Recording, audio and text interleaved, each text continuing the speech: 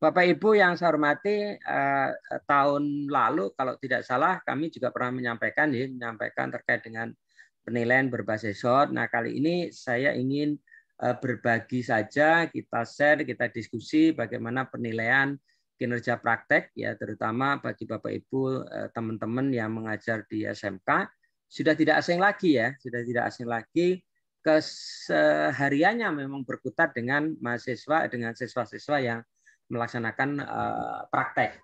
Jadi mudah-mudahan ini bisa menjadi sebagai tambahan sumber yang nanti Bapak Ibu bisa juga terapkan di sana. Bapak Ibu, saya coba mohon izin untuk share screen ya.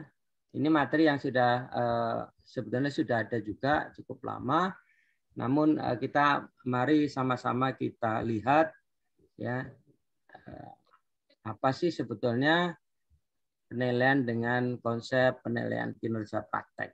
Bapak Ibu yang saya hormati, saya bersama Bu Ami, Prof. Gagu juga sebetulnya ini yang kita akan sampaikan di sini. Sebelum mengarah ke sana, sebetulnya saya hanya sekilas saja ingin mengingatkan Bapak Ibu tentang bagaimana hubungan antara SKL, ya, KI, KD, dan penilaian juga kaitannya dengan kegiatan penilaian hasil belajar. Jadi sebetulnya kalau dilihat dari sisi kurikulum, Bapak Ibu pasti sudah paham, apalagi yang sering bertemu di MGMP ya, di kegiatan-kegiatan bersama, selalu mengupdate RPP, perangkat pembelajarannya. Yang tidak kalah penting adalah bahwa semua itu pasti akan ujung-ujungnya adalah ingin mencapai SKL ya. Karena SKL sendiri di SMK sudah dirumuskan dengan baik gitu ya, dengan jelas baik dari aspek sikap, pengetahuan maupun dari keterampilannya.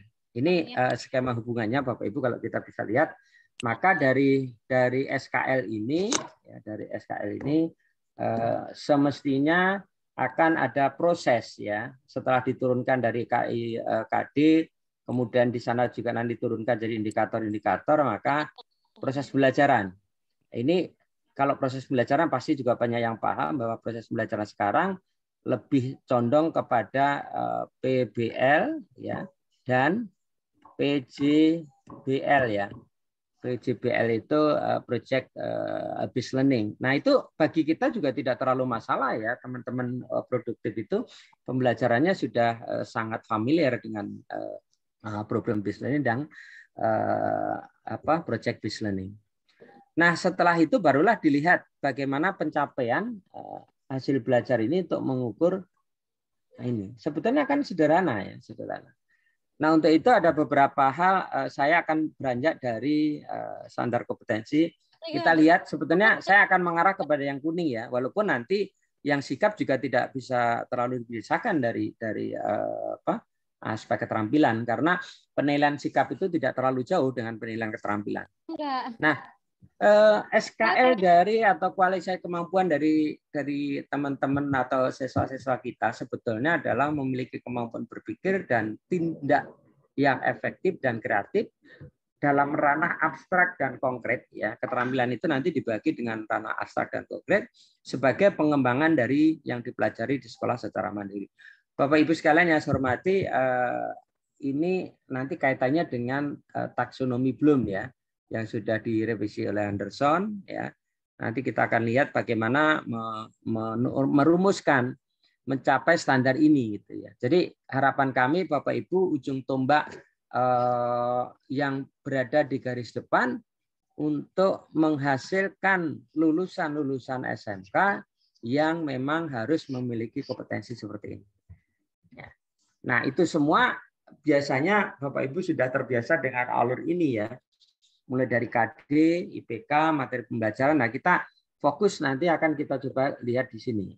Kita lihat karena proses ini Bapak Ibu pasti ya, ini pasti sudah sering didiskusikan di MGMP ya, apalagi dalam konsep tujuan pembelajaran, kemudian diproses, di standar proses juga ada. Nah, kita akan fokus kepada penilaiannya. Kita lihat Bapak Ibu, sebetulnya ini juga kaitannya dengan kurikulum, saya kira tidak saya bacakan dengan detail karena Bapak Ibu juga paham. Ini hanya mengawali, hanya mengingatkan saja bahwa sebelum ke arah penilaian kita harus paham tentang ranah sikap, pengetahuan maupun keterampilan. Yang ini yang akan jadi tolak ukur. Sehingga di dalam pemahaman taksonomi Bloom, ya, taksonomi itu dimaknai sebagai seperangkat prinsip, ya, atau klasifikasi, ya, struktur dan kategori ranah kemampuan tentang perilaku peserta didik yang terbagi ke dalam 3 ranah, yaitu sikap, pengetahuan maupun keterampilan. Nah, pembagian tersebut, ya, taksonomi hasil belajar sebetulnya dilakukan untuk mengukur perubahan tingkah laku peserta didik selama proses belajar. Pada saat kita ingin melihat keterukuran, ketercapaian proses pembelajaran yang dilakukan oleh Bapak Ibu, ya, Bapak Ibu guru, maka sebetulnya di dalam penilaian itulah sebetulnya untuk mengukur, ya. Saya tidak tahu persis apakah di sekolah atau di SMK hasil penilaian dari setiap mata pelajaran di akhir semester selalu dilakukan analisis, karena analisis yang dilakukan ini sebetulnya untuk melihat ketercapaian dari SKL-nya, berapa persen sih SKL itu dicapai dari setiap mata pelajaran yang diturunkan dari kurikulum. Mestinya itu ada, ya, mudah-mudahan Bapak Ibu nanti di tim penjaminan mutunya di sistem penjaminan mutu sekolah itu bisa membantu untuk melakukan analisis. Kalaupun tidak, ya Bapak Ibu bisa juga melakukan analisis, ya, melakukan analisis, mungkin analisis terkait dengan capaian pembelajaran mata pelajaran sendiri itu. Karena dari SKL itu kan diturunkan, ya, Bapak Ibu pasti menurunkan ke dalam tujuan pembelajaran di setiap mata pelajaran. Contohnya mata pelajaran pengelasan dasar, maka di situ akan ada turunan-turunan itu menjadi bagian-bagian tujuan pembelajaran yang itu nanti akan diukur melalui penilaian di akhir program, ataukah di akhir semester, apakah di akhir setengah semester, dan sebagainya. Nah, Bapak Ibu, klasifikasi dan perilaku hasil belajar berdasarkan taksonomi Bloom yang sudah disempurnakan oleh Anderson dan Cradwell sebetulnya dikelompokkan menjadi 3, tadi sudah saya sampaikan. Sikap, yaitu perilaku, emosi dan perasaan dalam bersikap dan merasa. Nanti kita lihat sebetulnya tingkatan sikap itu kayak apa sih. Nah, ini hanya memantik aja, ya Bapak Ibu, supaya kembali mengingatkan bahwa sebetulnya terkait dengan perilaku hasil belajar yang berdasarkan taksonomi ini, Bapak Ibu ingat kembali. Yang kedua adalah pengetahuan kognitif, yaitu kapabilitas intelektual dalam bentuk pengetahuan atau berpikir. Nah, ini lebih condong Bapak Ibu tahun ini, abad ini sebetulnya kaitannya dengan kemampuan berpikir tingkat tinggi atau kemampuan abad 21 ini. Sebetulnya kita berharap siswa-siswa kita ini lebih condong dia bisa lebih berkutat kepada problem based learning. Kenapa? Karena tadi untuk membekali mereka dalam konteks kemampuan C4-nya atau mungkin capai C6, ya. C4, ya, Bapak Ibu tahu sendiri kan, sekarang ini seru digaung-gaungkan bagaimana pizza kita, ya, Teams kita lebih rendah, ya, dibanding negara-negara ASEAN lainnya. Kita urutannya paling ujung, ya, mungkin 2 atau 3 urutan paling bawah. Maka sebetulnya yang bisa menaikkan itu adalah meningkatkan kemampuan berpikir mereka ke dalam ranah kemampuan berpikir tingkat tinggi. Yang ketiga adalah keterampilan atau psikomotorik, yaitu keterampilan manual atau motorik dalam bentuk melakukan. Nah, ini tidak akan hal asing lagi bagi Bapak Ibu, ya, karena di SMK biasanya ini menjadi acuan utama atau indikator utama di dalam penyelenggarakan proses pembelajaran, lebih banyak di KD4-nya. Nah, kalau kita lihat ini Bapak Ibu tingkatannya dari ranah sikap, yaitu dari menerima sampai mengamalkan. Ini tingkatan-tingkatan yang memang tingkatan paling tinggi harapan kita bahwa sikap siswa kita tidak hanya menerima saja, tapi juga sudah sampai kepada taraf mengamalkan. Kalau kita lihat, mengamalkan itu adalah mengembangkan nilai tersebut sebagai ciri dirinya dalam berpikir, berkata, berkomunikasi, dan bertindak. akhirnya menjadi karakter gitu ya. Contoh sederhana yang sering saya sampaikan kepada siswa atau mahasiswa calon guru biasanya, kalau seseorang dalam konteks sikapnya sudah mencapai pada tahapan mengamalkan ya, itu sudah menjadi pembiasaan yang cukup tanpa harus diberikan motivasi, tanpa ada unsur-unsur lain, mereka sudah berjalan sendiri gitu. Jadi sudah menunjukkan karakternya. Contoh sederhana kalau sikap itu adalah sikap spiritual. Biasanya kalau teman-teman yang beragama Islam juga menunjukkan salah satu contoh sikap spiritual yang sudah pada tahap mengamalkan itu ya. Kalau contohnya ikut sholat setiap kali ada terdengar adzan dan lain sebagainya, ya tanpa harus karena pengaruh teman dan lain sebagainya, tapi sudah beranjak dari hati nuraninya gitu. Atau mungkin menjalankan sholat subuh ke masjid berjamaah setiap pagi adzan berkumandang atau sebelum adzan ya sudah bangun gitu ya, tidak merasa malas-malasan, itu sudah mengamalkan. Ini tahapan dari sikap. Nah, kemudian pengetahuan juga demikian Bapak Ibu, dari C1 sampai C6 saya kira ini tidak terlalu asing bagi Bapak Ibu. Kemudian yang dimensi pengetahuan juga dari yang paling rendah faktual, konseptual, dan prosedural. Yang terakhir adalah meta kognitif. Jadi empat tahapan dari dimensi pengetahuan dan 6 dimensi prosesnya dari C1 sampai C6. Ini keterangannya. Kalau C6 itu ya sudah sampai pada level yang paling tinggi, yaitu menempatkan elemen-elemen secara bersamaan ke dalam bentuk modifikasi atau mengorganisasikan elemen-elemen ke dalam pola baru. Nah, ini yang tadi dimensinya. Kita ke sini Bapak Ibu, kalau kita hubungkan antara dimensi proses dengan dimensi pengetahuannya, maka C1-2 itu masuk ke dalam, ada juga yang membagi C1, C2 itu ke dalam lots ya. Ada mod. Mod itu biasanya dimenerapkan atau di C3. Tapi bisa juga kalau hanya dibagi menjadi 2 antara lot dan hot, itu biasanya C4 sampai C6 itu adalah hot, kemudian C1 sampai C3 itu adalah lot ya. Nah, metakognitif itu sudah masuk ke dalam higher order thinking skill atau ke dalam tingkatan hot. Nah, dalam dimensi atau dalam ranah keterampilan, Dyer, Dave, ya, dan Simpson itu membagi ke dalam beberapa tingkatan. Kalau Dyer itu lebih condong kepada keterampilan abstrak dari KA1 sampai KA6. Ya, kalau Bapak Ibu lihat di sini, dari mengamati sampai mencipta itu adalah keterampilan abstrak. Kemudian keterampilan konkret itu ada 2 dari Simpson dan Dave, itu hampir sama Bapak Ibu. Imitasi P1 sampai P5. Jadi kalau udah P5 itu udah paling canggih ya. Atau kalau di dalam konsepnya Simpson itu adalah orisinil. Penjelasannya adalah pada saat kalau yang abstrak ini ya, atau kita lihat dari sini saja, ini yang abstrak, yang paling tinggi adalah mencipta, yaitu menghasilkan ide-ide, rancangan atau keputusan-keputusan baru. Tapi kalau kita lihat dari yang konkret, itu perbedaan dari Simpson dan Dave-nya adalah seperti ini.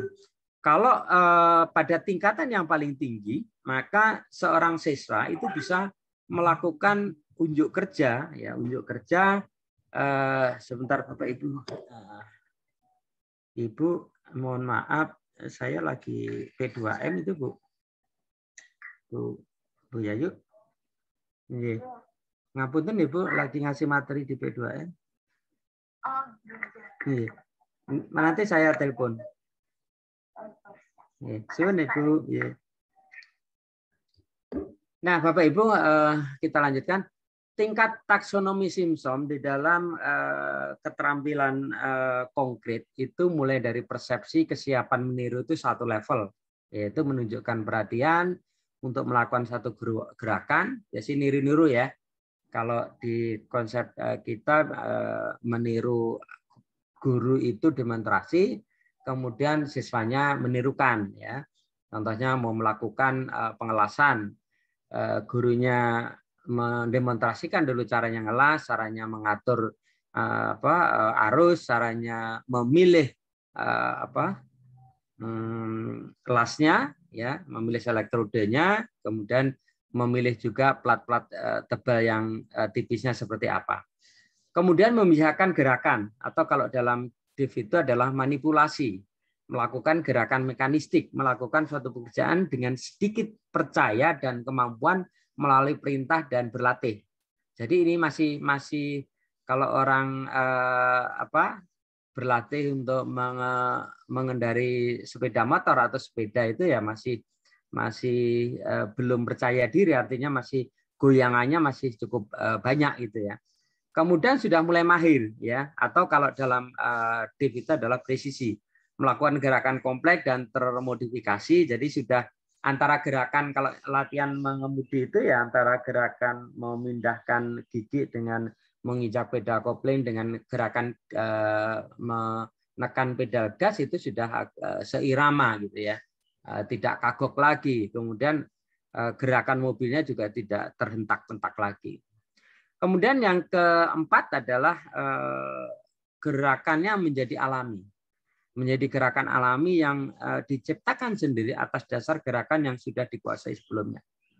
Ini biasanya kalau kita berlatih di las itu ya, pengelasan itu sudah, kalau sudah menjadi gerakan alami itu tanpa berpikir panjang istilahnya ya, pada saat kita ingin membuat teralis gitu saja, siswa ingin membuat teralis, maka dia sudah tahu bahwa untuk mengelas, menyambungkan satu bagian dengan bagian lain, berapa arus yang dibutuhkan di mesin lasnya, kemudian elektrodenya ukuran berapa, dia sudah sangat hafal ya. Jadi istilahnya sudah ada di luar kepala gitu ya.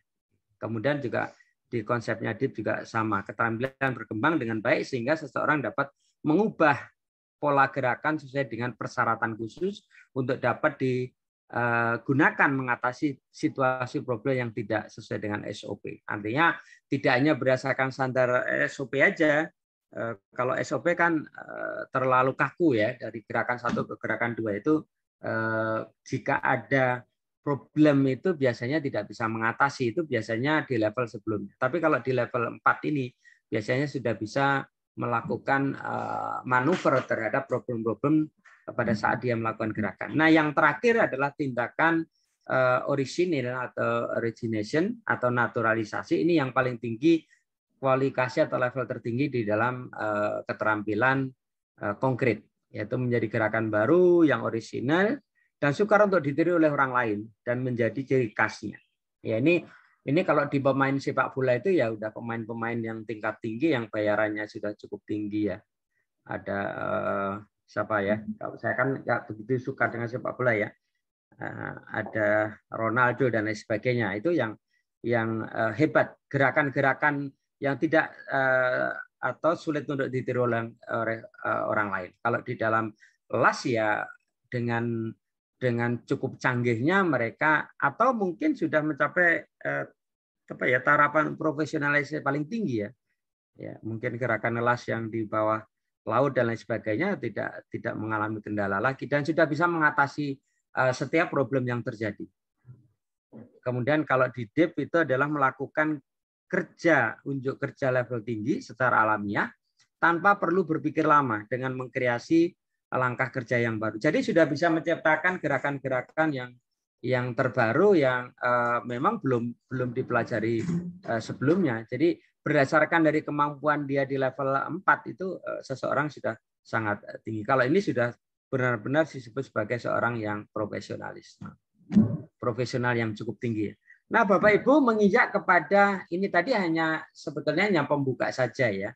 Pembuka saja, mengingatkan kembali bahwa di dalam konsep pembelajaran dan penilaian itu ada beberapa ranah dari sikap, pengetahuan, dan keterampilan yang sudah jelas tingkatannya tadi. Kemudian kita berinjak kepada penilaian. Ini beberapa bentuk penilaian dan penggunaannya, mulai dari tes yang benar salah atau tes tulis, tes lisan, ada kinerja, ada penugasan.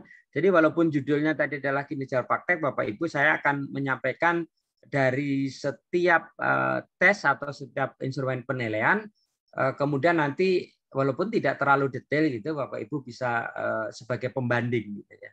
Kemudian juga beberapa alat ukur atau penilaian yang bukan tes atau non tes ya, yang bergradasi atau hanya observasi atau wawancara dan lain sebagainya. Nah, Bapak Ibu, 5 tahapan dalam penyusunan instrumen ini yang seringkali sebetulnya kalau saya ibaratkan begini ya.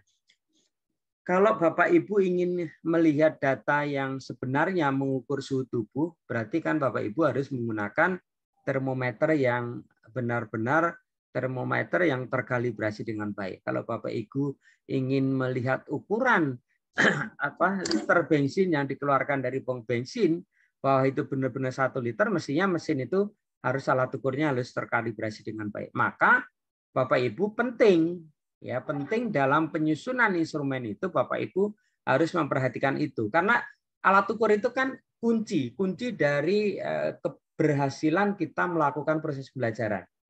Kalau alat ukurnya baik, ya, maka dia akan jauh lebih objektif mengukur kemampuan dari siswa. Kalau alat ukur saya terkait dengan suhu tubuh, alat ukur saya bagus, berarti tepat. Ya. Atau alat ukur tekanan darah kita jelas bagus dan cukup akurat, maka tepat mengukur. Kadang-kadang kan alat ukur tekanan darah itu juga beberapa kali kita diukur kan ukurannya berbeda-beda gitu ya, tidak terlalu bagus. Maka sebetulnya alat ukur dalam konsep hasil belajar siswa Bapak Ibu, kalau alat ukurnya bagus maka mestinya akan mampu mengukur kemampuan kompetensi siswa dengan bagus dan dengan objektif. Ya, artinya pada saat kita ingin melihat kemampuan siswa dalam capaian pembelajaran tertentu, maka itu bisa jadi indikator bahwa kalau capaian pembelajarannya 85%, berarti memang 85% dia menguasai mencapai capaian pembelajarannya gitu, atau dia sampai 100%.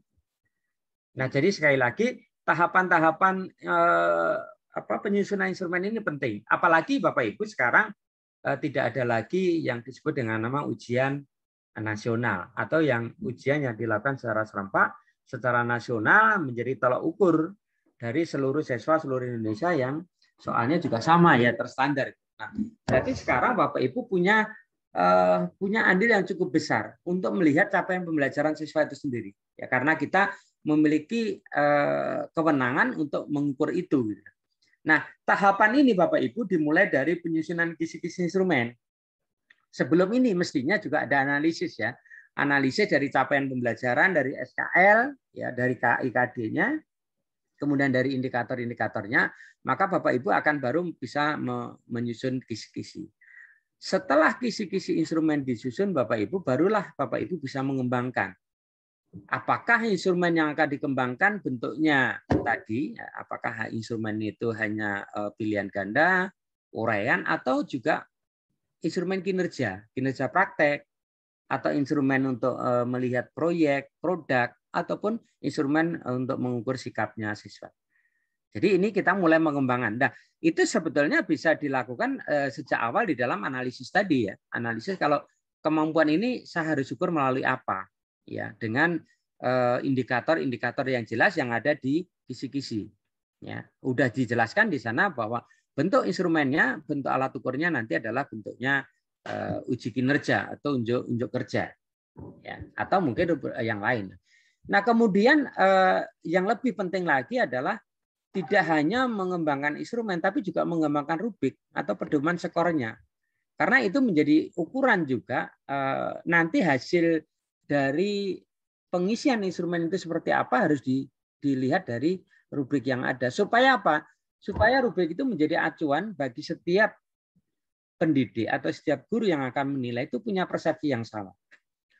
Nah, beberapa waktu yang lalu saya juga sudah sampaikan bagaimana menguji kinerja mahasiswa PPG ya, yang waktu 2019 kita lakukan dengan pola uji luring ya. Jadi mahasiswa PPG itu melakukan pembelajaran 2 jam pelajaran di kelas, kemudian penguji baik dari dosen maupun guru itu berada di kelas melihat penampilannya, kita lihat, kemudian diukur melalui instrumen yang sudah disusun gitu ya, diamati benar.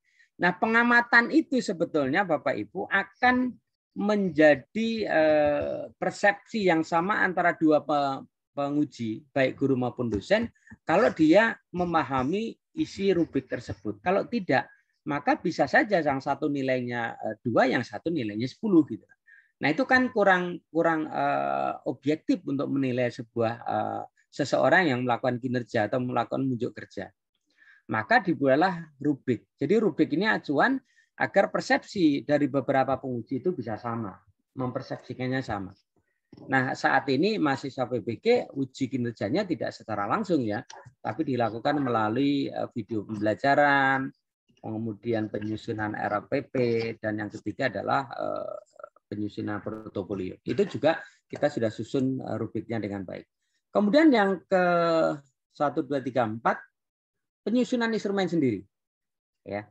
Jadi kalau tadi mengembangkan instrumen itu dengan rubriknya, nanti akan ada sebetulnya langkah-langkah ini langkah-langkah utama ya, karena nanti kaitannya dengan instrumen dan lain sebagainya ini akan ada langkah yang sebetulnya tidak kalah penting. Kalau di dalam alat ukur fisik itu namanya kalibrasi, ya, alat ukur tadi termometer, ya, itu pasti akan harus dikalibrasi. Kalau tidak, dia tidak bisa mengukur yang sebenarnya. Alat ukur untuk mengukur volume liter, ya, maka juga harus dikalibrasi kembali gitu. Pompa menghasilkan 1 detik berapa liter kan juga harus dikalibrasi.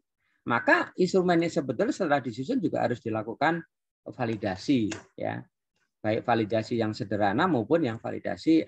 Tapi sebaiknya minimal alat ukur yang Bapak Ibu nanti gunakan paling tidak validasi di antara teman-teman guru yang lain. Contohnya didiskusikan dari materi ini, lingkup materi ini, kemudian kemampuan yang ingin dicapai seperti ini, maka sebetulnya instrumen dengan pola instrumen seperti ini apakah sudah cocok? Diskusikan aja, sebetulnya sudah cukup bagus kalau bagi Bapak Ibu guru ya.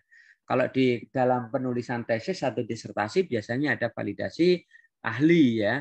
Itu kita minta ahli instrumen, ahli materi untuk mengecek kesesuaian antara materi yang diberikan dengan butir-butir atau dengan indikator-indikator pada instrumen. Nah, yang terakhir adalah biasanya melakukan evaluasi setelah dilakukan validasi tadi. Sehingga langkah yang paling akhir sendiri sebetulnya adalah mengemas atau mendokumentasikan instrumen, sehingga instrumen itu siap dipakai. Apalagi sekarang Bapak Ibu pasti punya langkah terakhir sebelum instrumen itu digunakan. Karena model pembelajaran kita daring. Apakah instrumen yang kita susun akan kita gunakan secara daring juga, menggunakan kuisis, menggunakan Kahoot, menggunakan banyak sekali. Atau mungkin dalam konteks penilaian kinerja tadi bisa saja seorang siswa kita minta untuk membuat video bahwa dia contohnya tadi mengelas gitu. Coba kamu las ya, mengelas, tapi jangan banyak-banyak orang ya, kamu rekam melasnya, pengelasannya nanti akan dinilai dengan instrumen yang sudah disiapkan. Nah, itulah beberapa langkah 5 tahapan utama yang akan sebetulnya Bapak Ibu pasti akan mengerjakan ini. Karena Bapak Ibu sebagai seorang guru harus memiliki kemampuan, harus bisa menyusun instrumen penilaian yang akan digunakan untuk menilai capaian pembelajaran dari setiap mata pelajaran yang Bapak Ibu ajarkan.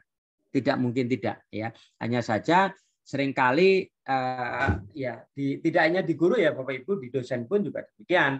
Seringkali tahapan-tahapan ini nyusun instrumen ya tulis saja butirnya gitu tanpa dilihat dulu, dianalisis dulu, tapi langsung disusun. Itu yang langkah yang kurang bagus. Maka untuk itu Bapak Ibu bila ingin menyusun instrumen, baik instrumen itu digunakan untuk harian, sumatif, formatif, monggo kita susun dengan sebaik-baiknya. Kalau perlu tadi lakukan validasi paling tidak kontennya kepada teman-teman kita, kepada mungkin kalau di MGMP bisa saja dengan FGD gitu ya, itu akan jauh lebih bagus. Kira-kira betul atau tidak? Nah, maka forum-forum MGMP itu akan jauh lebih bagus kita gunakan untuk kondisi-kondisi seperti ini. Karena instrumen ini akan menjadi tolak ukur yang paling akhir melihat dari prestasi atau kemampuan siswa kita sendiri.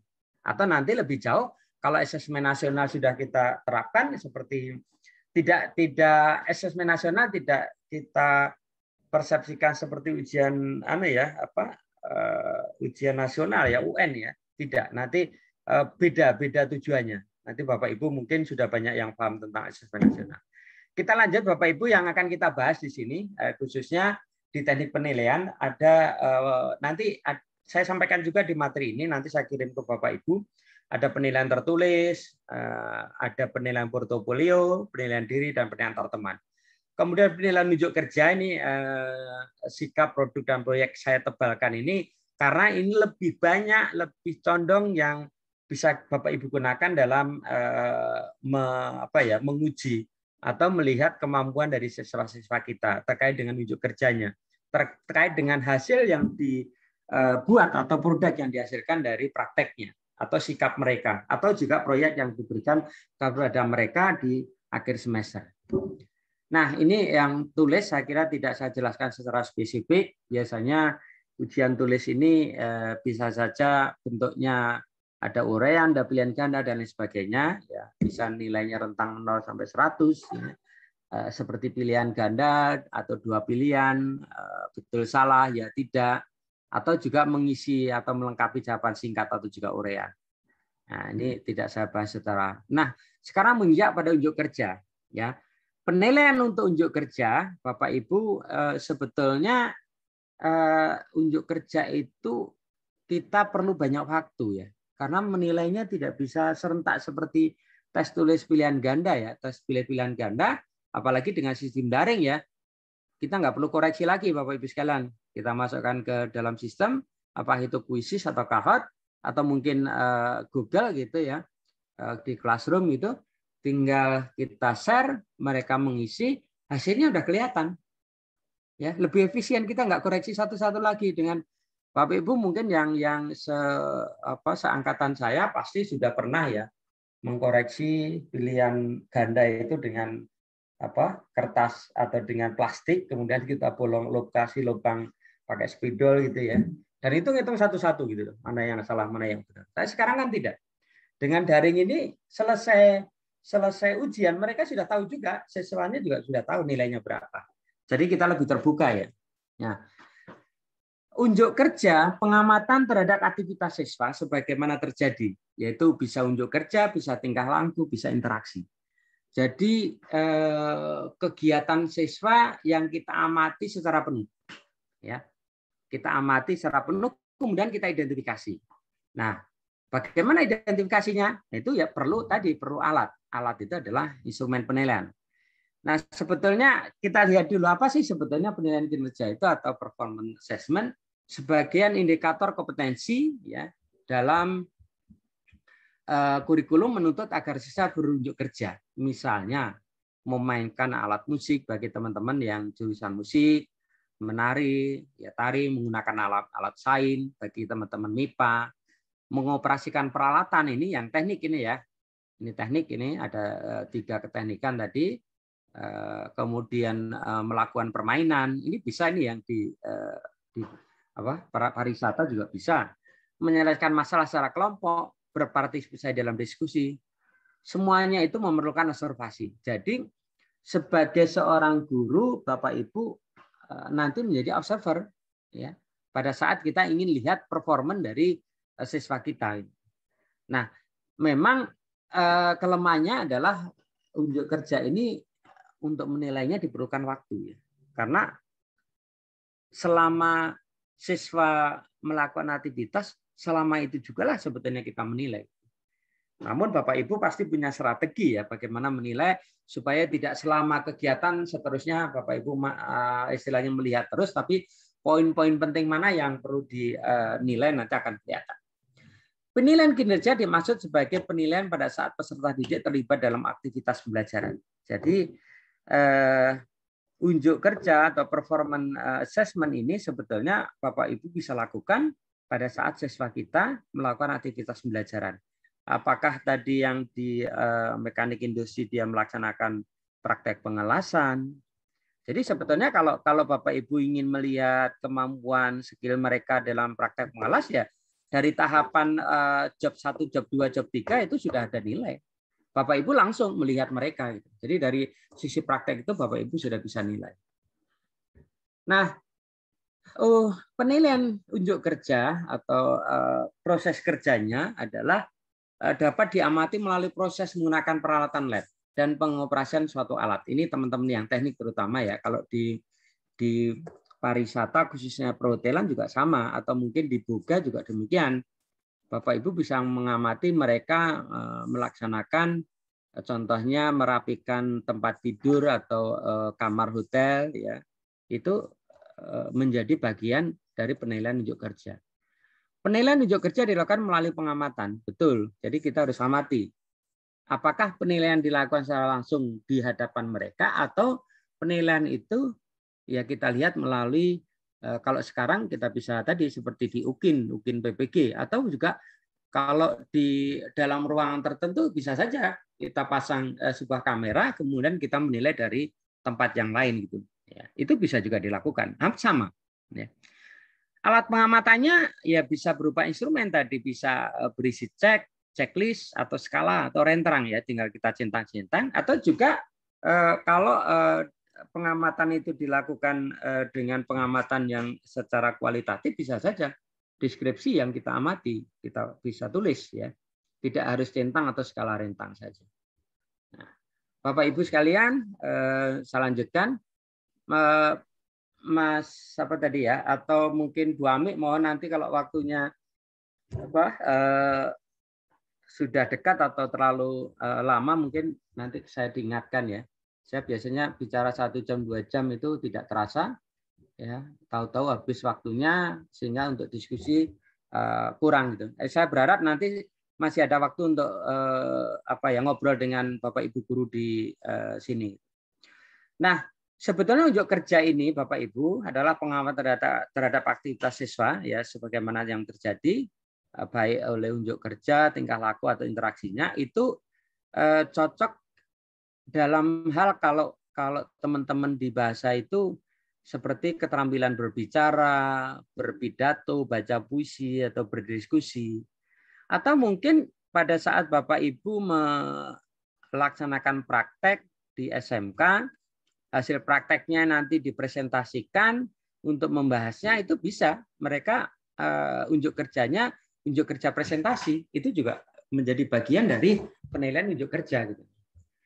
Kemudian pemecahan masalah dalam kelompok itu juga bisa kita amati ya dengan unjuk kerja. Jadi Bapak Ibu pada saat pembelajaran model case based atau project based, atau paling tidak case based ya, case based learning atau problem based learning, kemudian kita kelompokkan siswa dalam kelas itu berkelompok, maka Bapak Ibu bisa melihat, bisa menilai hasil pemecahan masalah dari kelompok tersebut. Contohnya kelompok A membicarakan persoalan-persoalan yang terjadi di lingkungannya, atau kelompok B membicarakan persoalan yang sering terjadi pada saat melakukan pengelasan, kenapa elasnya tidak rapat, kenapa putus-putus ya, kemudian elasnya juga tidak bagus, maka itu bisa dibicarakan ya. Nah, pemecahan masalah itu bisa kita nilai melalui unjuk kerja. Kemudian partisipasi dalam diskusi, bisa juga mana yang aktif ataupun mendominasi, itu kan juga kurang bagus gitu ya, mendominasi diskusinya, dia sendiri saja yang sering berbicara. Menari, memainkan alat, menggunakan peralatan lab tadi ya. Kalau teman-teman di teknik biasanya menggunakan avometer, menggunakan alat ukur di kelistrikan, atau menggunakan kunci-kunci ya, atau menggunakan alat-alat tool mekanik ya, bisa bor, bisa pahat, bisa obeng dan lain sebagainya. Kemudian mengoperasikan suatu alat itu juga bisa dilakukan dengan penilaian unjuk kerja. Nah, contohnya Bapak Ibu ingin menilai, melihat unjuk kerja dari mahasiswanya yang baru melaksanakan praktek pengelasan, ya, mengoperasikan alat, mengoperasikan peralatan las, ya, baik dari mesin lasnya sendiri, dari kemudian bahan-bahannya, ya, maka bisa kita ketahui, atau mereka mengoperasikan mesin bubut gitu ya, maka bisa lihat bagaimana pertama kali dia harus menghidupkan mesin bubut, kemudian menjalankan sesuai dengan putaran berapa, mau membubut apa dan sebagainya, itu urut-urutannya bisa kita lakukan penilaian. Nah, itu sangat cocok kita menggunakan penilaian unjuk kerja praktek. Nah, Bapak Ibu sekalian, saya lanjutkan. Nah, langkah-langkah dalam penilaian ini, Bapak Ibu, kita bisa lihat di sini beberapa langkah yang sebetulnya langkah-langkah ini tidak baku ya, karena banyak sekali langkah-langkah yang mungkin sub dari langkah tersebut juga ada. Yaitu pertama adalah mengidentifikasi semua aspek yang penting yang akan bisa kita jadikan apa? Yang akan bisa kita turunkan menjadi indikator-indikator. Karena pada saat kita ingin menyusun instrumen, pasti harus yang paling penting dilihat adalah indikator atau indikator soal yang akan menjadi kunci utama menyusun soalnya atau menyusun rubriknya. Itu ada di sana. Kemudian tulis semua kemampuan khusus yang diperlukan. Ya, kemampuan khusus yang diperlukan untuk menilai, untuk mencapai capaian pembelajaran tadi. Contohnya Bapak Ibu turunkan dari KD 4 gitu ya. KD 4-nya sampai pada mereka melaksanakan praktek tadi, mengelas bentuk V gitu ya. Maka kemampuan mengelas dalam bentuk V itu apa saja, itu Bapak Ibu bisa tuliskan. Usahakan kemampuan yang akan diukur tidak terlalu banyak. Nah ini apa maksudnya Bapak Ibu? Agar begini ya, agar kita tidak terpaku bahwa semua yang kompetensi yang mereka hasilkan itu harus kita amati, itu tidak. Paling tidak adalah kemampuan-kemampuan yang penting. Pada saat kemampuan tertentu kita lihat atau kita ukur, maka sebetulnya ada sub-sub kemampuan lain yang sebetulnya sudah, kalau dia mampu ini berarti yang ini sudah mampu gitu. Nah, sehingga kita usahakan kemampuan yang akan diukur tidak terlalu banyak. Ini cukup sulit kalau Bapak Ibu tidak memahami betul lingkup dari materi yang ada.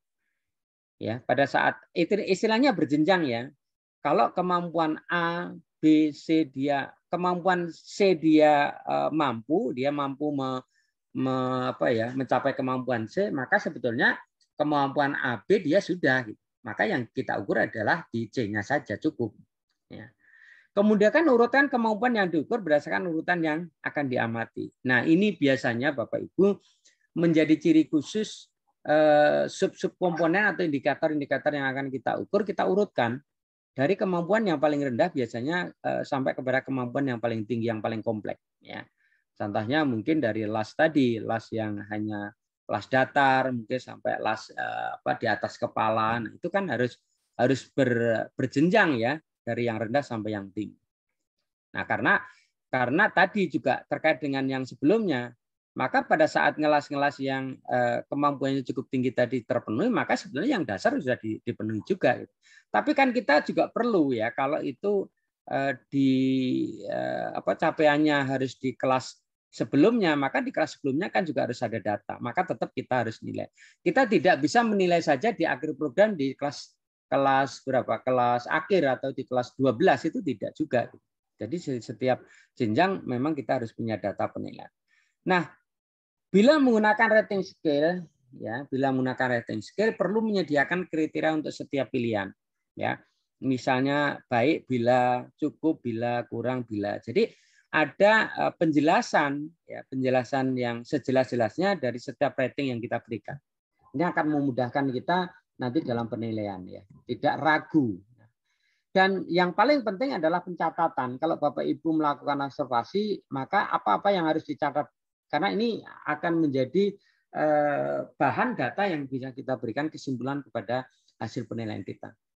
Contohnya seperti sistem pencatatan yang seyogianya harus ada, ya, yaitu terorganisasi dengan baik, mudah digunakan, efisien dan lain sebagainya. Ini hanya trik saja ya. Pencatatan dapat menggunakan sistem kartu, komputer, apalagi sekarang ya, itu biasanya sudah menggunakan online. Ya. Menggunakan online seperti yang dilakukan teman-teman guru pamong dan dosen dalam menguji kinerja mahasiswa PPG. Kita sudah menggunakan online penuh ya, daring. Ya, kita tinggal isi.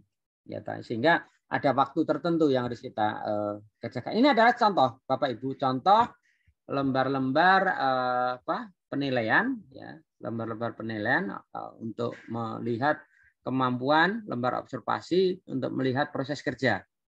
Ya, kalau kita menggunakan checklist ini, contohnya ada nama peserta didik, memilih peralatan dengan tepat, jawabannya ya tidak. Nah ini Bapak Ibu kalau ingin melihat skor ini masukkan ke dalam rentang 0 sampai berapa sampai 100, maka tinggal mengalihkan saja. Kalau ada 7 indikator atau 7 aspek, ya berarti nilai maksimal kan 7 ya. Berarti mestinya nilai yang didapat itu kalau nilainya dapatnya 6, ya nilai dapatnya 6, kemudian dibagi 7 ya kali 100%. Nah inilah akan nilai nanti ketemu berapa nilainya. Contohnya nilai di sini nilai ianya kita tinggal centang-centang aja ya. Dan lain sebagainya. Contohnya ada 6, ya 6 bagi 7 ya tinggal kalikan 100. Itu adalah nilai yang dicapai. Nah, kemudian kalau ini Bapak Ibu tinggal memilih ya mana yang paling tepat kita gunakan, apakah dengan skala penilaian atau dengan tadi ya tidak ya. Nah, kalau dengan menggunakan skala penilaian itu kita Bapak Ibu bisa nilai nih. Ada 1 ya, ada 2 ya, ada 4 juga kan gitu kan. Tinggal kita isi aja. Berarti nilai di sini juga sama. Kalau nilai 1 apa? Bila tidak pernah melakukan. Nah, ini adalah rubriknya sebetulnya ya. Ini sudah dilengkapi dengan rubriknya. Sehingga skor maksimum adalah 4 kali 7, berarti 28. Jadi kalau mau digabungkan ke sana ya skor yang didapat, contohnya dia dapat 20, ya tinggal bagi 28 kali 100. Ketemu skor yang dia peroleh oleh siswa tersebut. Ini salah satu contoh lembar berobservasi siswa. Nah, menginjak yang kedua Bapak Ibu, sebetulnya antara tadi unjuk kerja dengan sikap itu tidak terlalu berbeda jauh, karena juga kita melihat sikap itu seakan-akan merupakan merupakan indikasi yang harus kita amati. Contohnya kita ingin melihat tingkah laku seseorang ya, tingkah laku siswa di dalam pembelajaran, maka itu masuk ke dalam pilihan sikap yang tidak terlalu berbeda dengan unjuk kerja. Jadi di bawah itu ini Bapak Ibu bisa lihat instrumen penilaian sikap sudah menjadi satu include dalam instrumen penilaian unjuk kerja. Jadi sebetulnya Bapak Ibu dalam menyusun instrumen kinerja praktek siswa, Bapak Ibu sebetulnya bisa membuat yang berbeda dari itu. Kalau dulu saya pernah membuat atau saya waktu kuliah itu dulu penilaiannya juga cukup sederhana sebetulnya. Antara sikap dan itu jadi satu.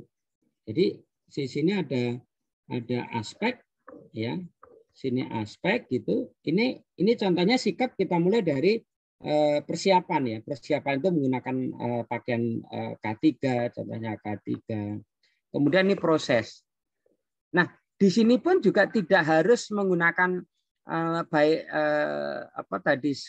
skala centang atau skala angka, tapi Bapak Ibu bisa menggunakan juga bobot gitu ya. Monggo saja bobot. Kemudian nanti dari bobot itu Bapak Ibu bisa memberikan bobot mana sih sebetulnya yang akan dinilai paling tinggi di antara yang lain. Contohnya sikapnya kita beri bobotnya hanya 10%. Prosesnya kita beri bobot 50%, ya 50%. Kemudian yang lain contohnya kita kasih bobot 30%, satunya lagi 10% gitu ya, laporan. Ini juga akan jadi bagus juga Bapak Ibu, sehingga nanti kelihatan yang dia peroleh berapa. Itu menunjukkan bahwa bobot proses itu lebih tinggi dibandingkan bobot sikap gitu. Ya. Jadi Bapak Ibu bisa membuat seperti itu ya, yang tidak saya tampilkan di tayangan ini. Jadi kalau tadi memang cukup sederhana dan semua dianggap sama bobotnya ya, baik menggunakan alat seperti ini ya, baik memilih alat, menggunakan peralatan, dan ini semua bobotnya sama ya, semua bobotnya sama, menggunakan peralatan kerja dan lain sebagainya. Tapi kalau Bapak Ibu ingin lain seperti ini, itu akan sempurna juga untuk menilai seseorang ya. Nah, ini penilaian sikap Bapak Ibu, sebetulnya sikap umum itu yang utama itu sebetulnya oleh guru mata pelajaran selama 1 semester, bisa juga diobservasi oleh wali kelas atau guru, atau juga penilaian antar teman. Itu bisa juga kita lakukan ya. Jadi sekali lagi jangan sampai habis waktunya Bapak Ibu dalam 1 semester hanya melakukan proses penilaian, tapi proses pembelajaran tidak. Proses penilaian itu punya waktu tersendiri. Ya. Nah ini observasi, contoh-contohnya ya, observasi perilaku bisa kerjasama, inisiatif, dan lain sebagainya. Contoh-contoh yang lain, ini bisa saja ini, seperti contohnya ini mahasiswa, ini ya, interaksinya, kemudian kesungguhannya, kerjasamanya, bisa satu tempat kita nilai. Ya. Ini bisa Bapak Ibu bisa menggunakan, ini rubriknya. Kalau 4 selalu tampak dan sebagainya, ini kategorinya. Jadi kalau sudah dinilai, nanti dihitung masuk kategori mana. Apakah cukup, kurang, baik, atau baik sekali. Nah, ini contoh menggunakan rating scale. Ya, tinggal lingkarin saja nanti contohnya. Atau ini ya lebih sederhana ya. Kemudian contoh yang berikutnya, ini kalau kita dengan centang, biasa kan dengan centang atau mana ya. Nah, Bapak Ibu masuk kepada penilaian produk jenis yang ketiga yang sudah saya sampaikan. Bapak Ibu yang saya hormati, penilaian produk dilakukan melalui pengamatan, pengukuran, dan uji kinerja benda kerja yang dihasilkan. Jadi sebetulnya sebagian itu bisa juga dari kita mengambil bagian tertentu dari untuk kerja jadi juga. Ya, jadi penilaian produk Bapak Ibu bisa menilai baik dari ukuran atau hasil produknya, uji dari produk tersebut juga sebetulnya dari prosesnya juga bisa gitu ya. Tapi lebih condong Bapak Ibu kalau tadi saya paling banyak di penilaian praktek, biasanya saya lebih condong menggunakan satu penilaian tapi sudah mencakup semua, baik kalau itu produk itu biasanya saya sudah prosesnya juga saya nilai, tapi mungkin bobotnya lebih kecil dibandingkan unjuk kerja. Alat penilaian berupa lembar pengamatan dengan skala rentang atau mungkin dengan skala yang lain. Jadi kita lihat Bapak Ibu, apa sih penilaian produk itu? Jadi sebetulnya dia menilai produk, menilai hasil yang dihasilkan oleh siswa. Penilaian terhadap kemampuan membuat produk teknologi atau seni. Jadi kalau bisa menjadi gabungan juga ya, proses itu bisa dinilai sendiri, produk juga bisa dinilai sendiri. Atau kita gabung, prosesnya juga kita nilai, nanti produknya juga bisa kita nilai. Contohnya tadi, pada saat seorang siswa melakukan praktek membuat teralis, gitu, maka dia proses unjuk kerjanya bisa dinilai, kemudian hasilnya, produknya, teralisnya sendiri juga kita bisa nilai. Atau siswa membuat cawan atau membuat tangki dan lain sebagainya, itu kita bisa nilai dari produknya. Kita lihat produk itu seperti apa. Sebetulnya penilaian produk kalau kita klasifikasikan bisa dari mulai persiapan, pembuatannya sendiri, kemudian hasilnya ya produk itu. Bahwa sebetulnya pembuatan bisa kita nilai itu juga nggak masalah, ya. Termasuk dari bahan, teknik dan lain sebagainya. Nah, hasil kerja atau produk yang dijadikan indikator untuk penilaian adalah penilaian akhir dan prosesnya juga bisa nilai. Tadi kembali saya tekankan kalau ini menjadi satu dengan unjuk kerja, mestinya Bapak Ibu bisa memposisikan, dilihat dari KD-nya. Sebetulnya KD-nya itu arahnya kemana ya? Apakah memang lebih condong kepada kemampuan yang dia harus dapatkan, keterampilannya, atau memang di produknya gitu ya. Kalau dia produk berarti lebih condong kepada penilaian produk. Ya, hasil akhir kalau di pariwisata bisa makanan, ya terutama di tata bukanya. Kalau di busanya bisa pakaian, atau yang seni ya bisa gambar, lukisan, pahatan, atau kalau teman-teman dari teknik itu bisa hasil barang terbuat dari keramik, dari plastik, dari logam. Dari logam tadi bisa saya sampaikan, bisa tangga, bisa meja, bisa kursi atau yang lain sebagainya. Kayu juga bisa. Kemudian menggunakan seperti teknik penggambar, peralatan dengan aman. Ibu sekalian, dalam masa-masa pandemi seperti ini, teman-teman yang mengajar praktek itu masih terkendala karena memang kita belum menyiapkan peralatan-peralatan atau lab-lab virtual.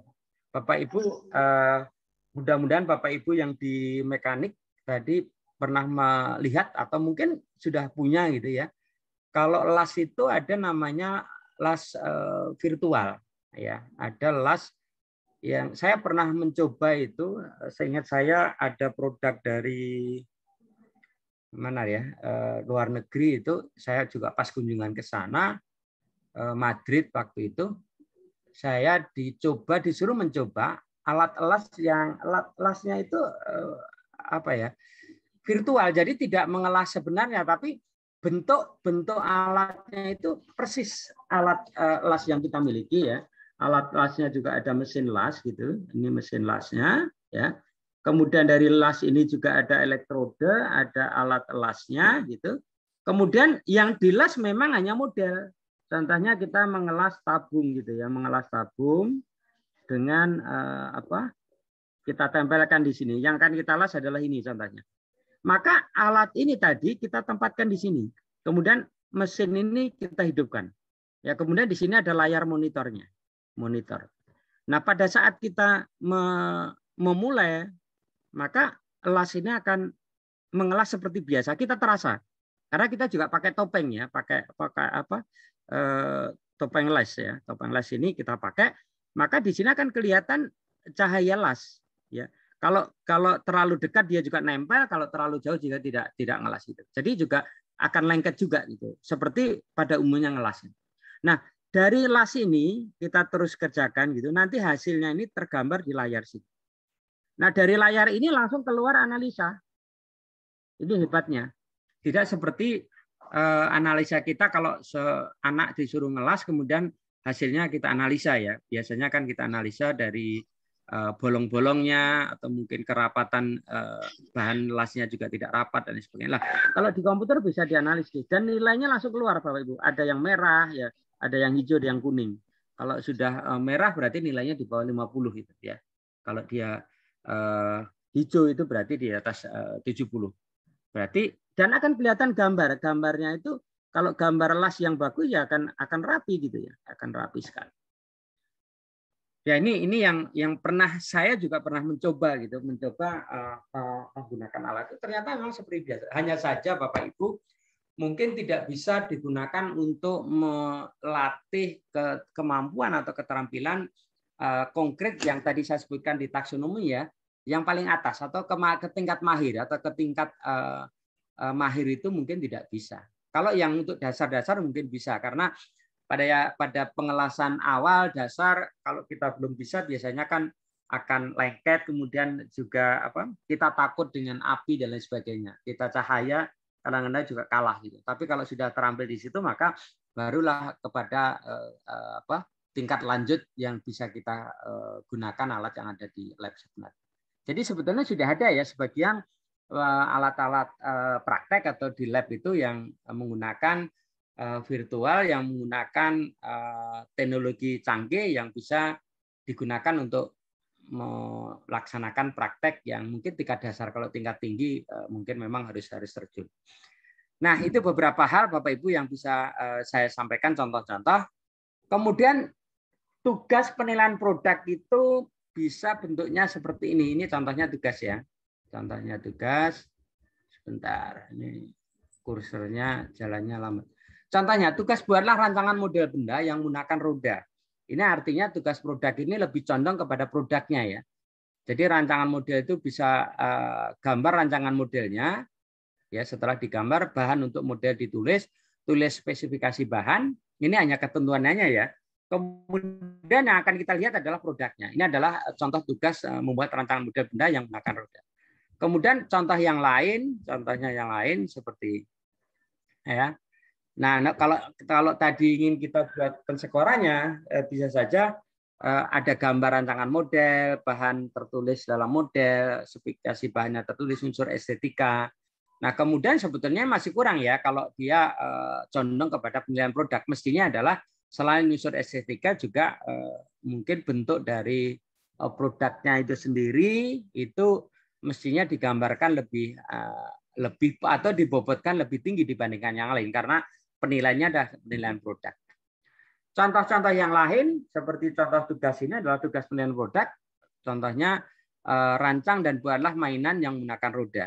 Ketentuan spesifikasinya, jenis kayunya, ukuran dan lain sebagainya.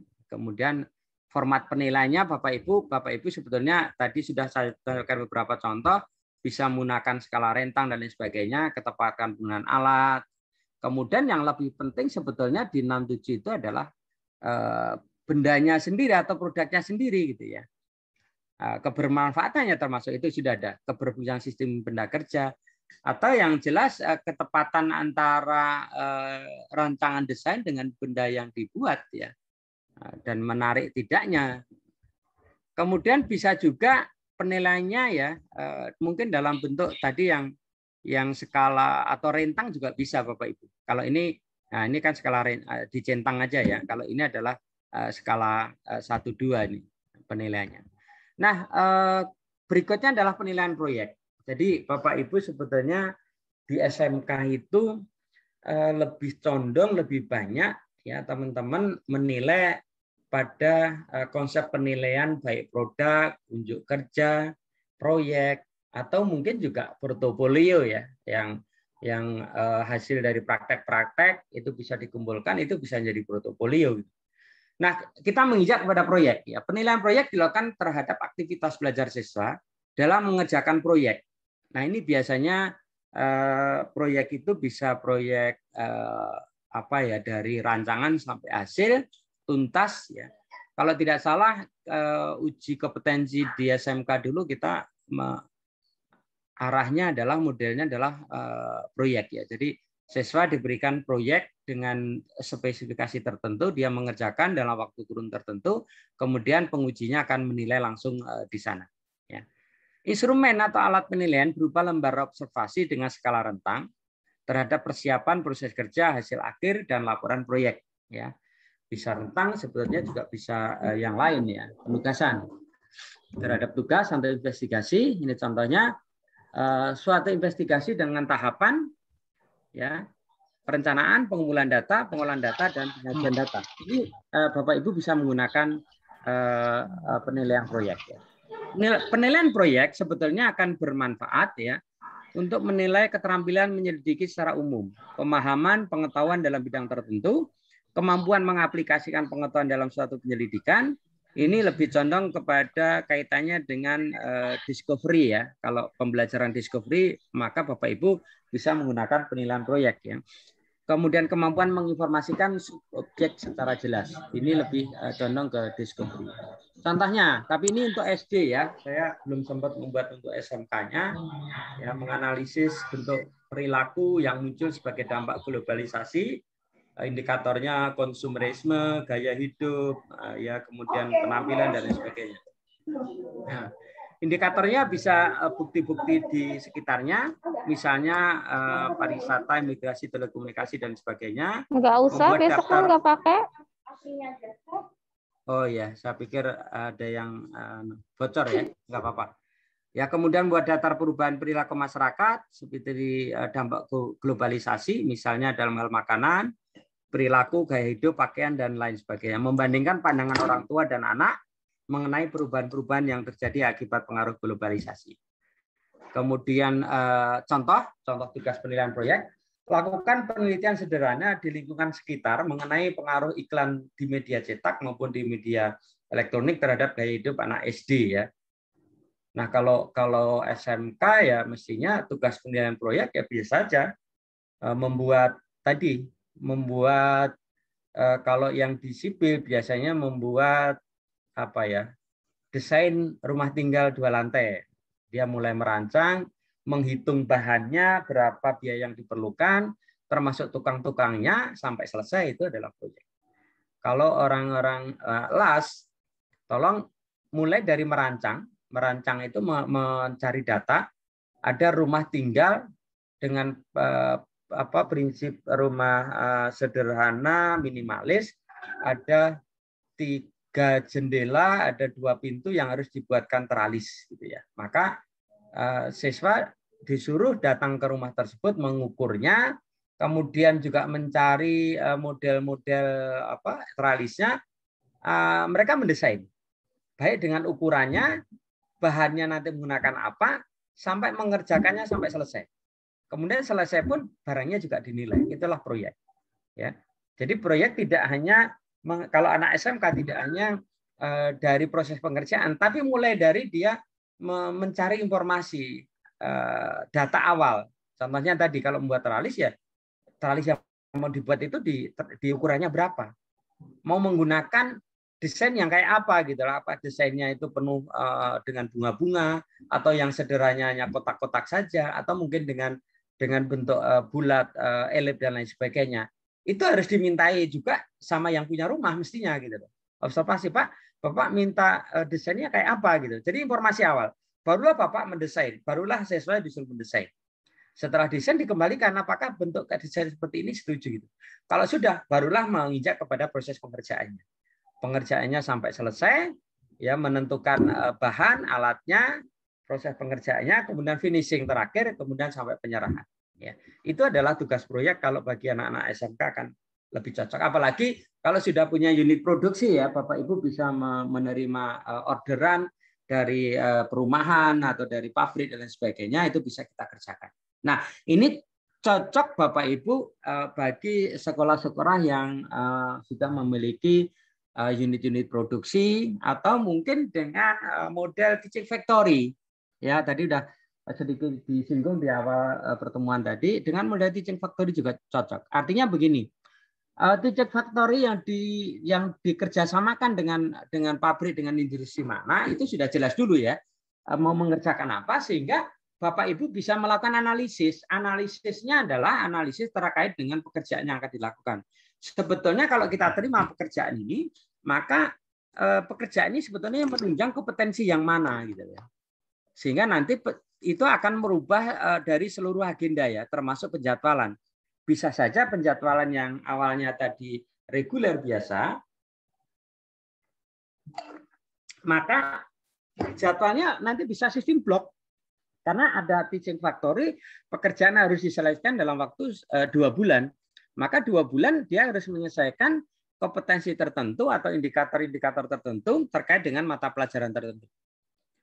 Ya, kemudian mata pelajaran yang lain juga harus begitu, menyelesaikan jadwalnya gitu. Nah, tidak mudah membuat proyek atau dalam konteks teaching factory karena biasanya model pembelajarannya agenda-agenda jadwalnya juga harus disesuaikan ya. Saya pernah mendampingi di Sibolga, SMA Negeri 3 Sibolga itu 2 minggu. Mereka menyusun jadwal teaching factory itu cukup ketat. Yaitu mahasiswa karena nautika kapal penangkap ikan ya, jadi banyak sekali mahasiswanya itu sudah terjadwal dengan cukong itu istilahnya yang punya kapal ya, kapal penangkap ikan itu dia akan pergi sebulan 2 bulan gitu, maka itu akan mengganggu jadwal pembelajarannya di sekolah. Maka itu harus dirumuskan dengan baik, harus dirancang dengan baik gitu. Teaching factory-nya anak ini mungkin 2 bulan dia di laut gitu ya. Tapi ada juga yang karena memang tidak pernah melaut gitu ya. Ada 2. Saya waktu itu diceritain sama gurunya, ada siswa yang akhirnya juga malah jadi bebannya cukong kapalnya karena selama di laut dia mabuk terus, jadi tidak bisa bekerja gitu. Mabuk laut istilahnya gitu. Sampai dia pulang lagi. Tapi sebetulnya sekolah juga banyak yang sudah punya kapal, tapi biayanya cukup tinggi ya, cukup tinggi dengan hasil mungkin tidak seberapa. Nah, inilah yang disebut dengan nama tugas proyek yang bisa diintegrasikan dengan konsep pembelajaran teaching factory. Nah, lanjut Bapak Ibu, contoh-contoh ini format pensyukuran tugas, Bapak Ibu bisa, ini rubriknya ya, bisa saja mulai dari persiapan, pengumpulan data dan lain sebagainya. Kalau menggunakan lembar observasi juga bisa seperti ini, ya, dicatat ya persiapannya seperti apa, catatan masing-masing aspek, penilaian tersebut didukung dengan lembar observasi yang lebih operasional. Artinya harus ada rubrik lagi nih, ya. Kalau nama siswa A persiapannya kayak apa, ya ini bisa menggunakan ini tadi. Kemudian ini juga persiapannya. Jadi kalau ini tadi diturunkan, ini yang persiapan saja Bapak Ibu. Kalau yang persiapan ini saja, ya, sebentar. Nah, persiapan ini saja, kalau diturunkan ini pulpennya nggak bisa. Oke, nggak apa-apa. persiapan ini, Bapak Ibu, persiapan ini kita bisa turunkan ini ya. Ini persiapan ini diturunkan ke lembar ini. Ini adalah persiapannya ya. Nah, ini lembar persiapannya. Apabila 5 aspek terpenuhi, ya. 4 bila 4 aspek terpenuhi, ini aspeknya, ya. Persiapannya. Nah, kemudian ini proses pengerjaan. Tadi kan proses pengerjaannya. Nah, prosesnya kan di sini ya. Prosesnya di sini. Ini proses. Kemudian ini prosesnya. Prosesnya ya.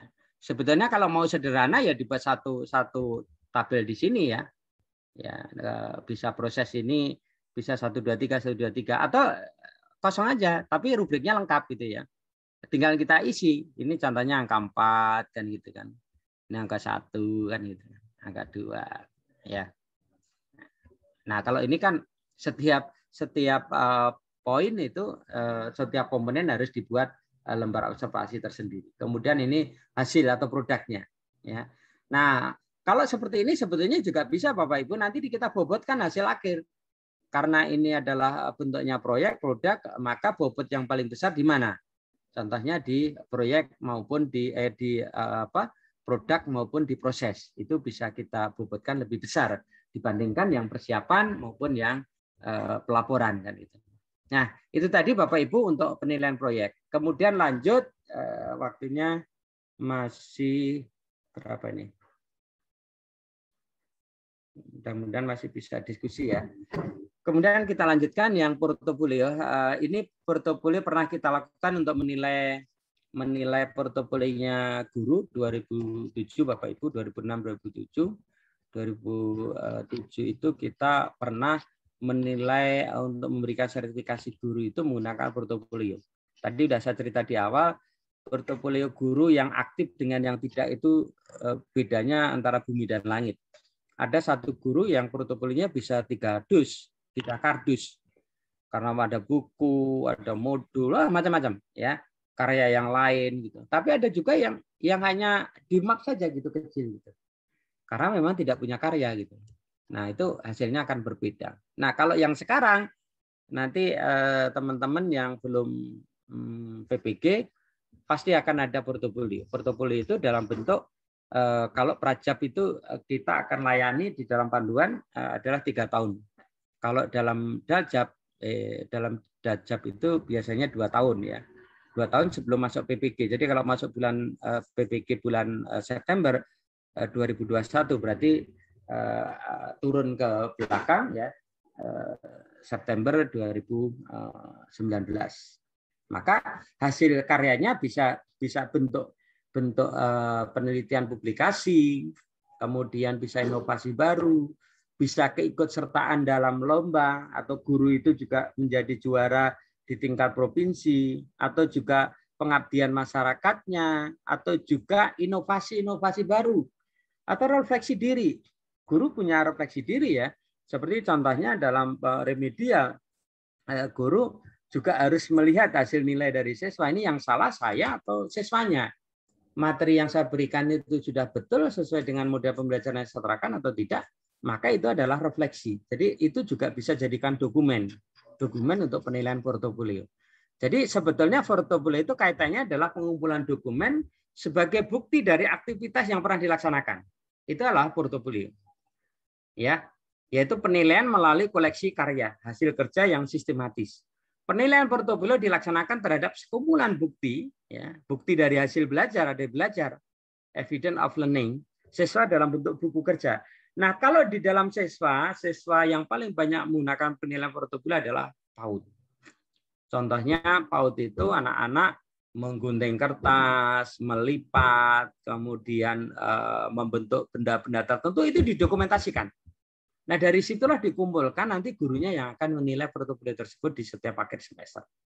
Yang paling banyak adalah anak-anak PAUD ya. Itu penilaian yang sering dilakukan oleh guru-guru PAUD menggunakan konsep portofolio. Setiap buku kerja siswa diberi bobot penilaian. Nah, kalau portofolio ini dilaksanakan di tingkatan yang lebih tinggi, mungkin SMP, SMA atau mungkin juga perguruan tinggi, maka harus disusun bersama-sama siswa dengan gurunya ya. Jadi harus kompak menyusun nanti untuk kepentingan apa, untuk kompetensi apa yang bisa dikumpulkan gitu. Pengumpulan data melalui karya siswa, pengumpulan dan penilaian yang terus-menerus, refleksi perkembangan berbagai kompetensi, memperlihatkan tingkat perkembangan kemajuan belajar siswa. Jadi dari portofolio itu adalah buktinya nanti bisa kita lihat perkembangan setiap perkembangan kompetensinya siswa kita bisa lihat. Karena urutannya mestinya juga berjenjang dari portofolio yang membutuhkan kemampuan skill atau psikomotorik yang rendah sampai kepada tingkat yang tinggi. Dan dia akan dinilai dalam periode tertentu. Apakah 1 semester, kalau tadi mahasiswa PBG bisa 3 tahun, atau yang prajab bisa lebih lama, ya itu, atau yang prajab itu bisa lebih pendek karena dia memang waktunya dia belum jadi guru. Kalau sudah daljab dia sudah pernah jadi guru, maka waktunya agak panjang 3 tahun, yang prajab bisa 1 tahun. Kemudian juga bisa dipakai untuk tujuan diagnosis ya, karena dari hasil-hasil itu biasanya kalau dokter itu Bapak dari rumah sakit satu ke rumah sakit lain, maka bukti-bukti yang dokumen yang itu dijadikan data analisis yang akan dilakukan analisis oleh dokter. Ya, diagnosis namanya, untuk bisa menjudgment Bapak memiliki riwayat penyakit apa dan lain sebagainya. Ya, karya-karya yang dikumpulkan untuk penilaian portofolio itu bisa berupa puisi, karangan, gambar dan lain sebagainya. Resep makanan juga bisa ya. Bagi teman-teman yang ada di pariwisata. Yang perlu diperhatikan, siswa merasa memiliki, jadi dokumen itu sebetulnya ya punya siswa sendiri dan akan bangga suatu saat pada saat dia sudah selesai gitu, dia buka, oh ternyata saya dulu sudah pernah begini, sudah pernah ini. Kalau Bapak Ibu lihat data Ibu, Bapak Ibu punya ijazah ini sebetulnya kan juga portofolio ya, artinya waduh saya pernah lulus dari sini, nilainya sekian, lihat lagi ternyata dulu saya ngambil mata kuliah matematik, ternyata saya nilainya jelek dan lain sebagainya ya. Ini kemudian terakhir sebelum saya selesaikan Bapak Ibu sebetulnya dalam konteks penilaian siswa Bapak Ibu ada yang disebut dengan nama penilaian diri, ada juga penilaian teman. Ini beberapa hal yang mungkin bisa saya sampaikan, mungkin sebagai tambahan. Jadi tadi penilaian diri digunakan untuk menilai kompetensi kognitif, afektif atau psikomotorik siswa oleh siswa sendiri. Ya. Jadi penilaian diri itu kita ingin lihat kejujuran mereka. Yang lebih banyak kita lakukan untuk mahasiswa-mahasiswa saya, penilaian diri itu biasanya dia membuat instrumen untuk tujuan penelitian. Jadi pernyataan-pernyataan yang ada di instrumen ya pernyataan dia sendiri. Contohnya saya setiap pagi ya mencuci baju saya setiap pagi, belajar saya setiap malam belajar selama 2 jam. Nah, itu adalah menilai diri sendiri, mulai dari selalu, sering dan tidak pernah. Ya. Nah, nanti itu akan dikategorikan sebagai diri yang apa. Atau kalau kita ingin melihat kemandirian seseorang dengan penilaian diri tapi mengisinya adalah benar-benar objektif, maka itu bisa menjadi tolak ukur. Karena penilaian diri itu sebetulnya kekurangannya adalah seringkali kita tidak objektif mengukur diri sendiri. Kemudian Bapak Ibu, ini beberapa contoh ya lembar instrumen penilaian diri. Contohnya ya kalau diisi pernyataan ini Bapak Ibu bisa tadi contohnya kalau ingin mengukur sikap siswa gitu ya, selalu datang tepat waktu ya, kemudian selalu mengerjakan tugas bila diberikan tugas dan lain sebagainya. Itu adalah penilaian diri, bisa diisi oleh mereka, oleh siswanya sendiri. Jadi Bapak Ibu sebetulnya selain bisa menilai, melakukan observasi, menilai seseorang, maka siswa tersebut juga sebetulnya bisa ya, sehingga nanti bisa dijadikan rujukan juga nilai yang dihasilkan oleh siswa sendiri, mengisi sendiri dengan nilai yang Bapak Ibu berikan. Dan ini sehingga cross check ini akan juga melatih kejujuran siswa. Ya. Ini penilaian diri yang lain, ya mungkin partisipasi dalam diskusi, dan juga ini bisa dijadikan juga Bapak Ibu untuk penilaian observasi. Nah, tadi untuk cross check aja gitu lah, betul tidak dia mengisi dengan benar. Kemudian yang terakhir Bapak Ibu, penilaian dari antar teman itu biasanya kita gunakan ya, kita gunakan kalau contohnya begini, contohnya kita mempunyai tugas itu harus dipresentasikan. Maka pada saat siswa satu presentasi, siswa yang lain bisa menggunakan penilaian untuk menilai temannya. Kalau zaman sekarang kan lebih mudah Bapak Ibu. Di kampus saya mengajar kompetensi pembelajaran, maka pada saat mereka latihan mengajar di kelas, mengajar teman-temannya, saya akan menilai kinerjanya menggunakan instrumen yang sama. Kemudian instrumen itu saya share kepada teman yang lain gitu. Coba Anda silakan kita lengkapi dengan rubriknya ya. Silakan tinggal mengisi 1 2 3 gitu. Silakan nilai teman Anda yang baru tampil. Tapi seringkali tadi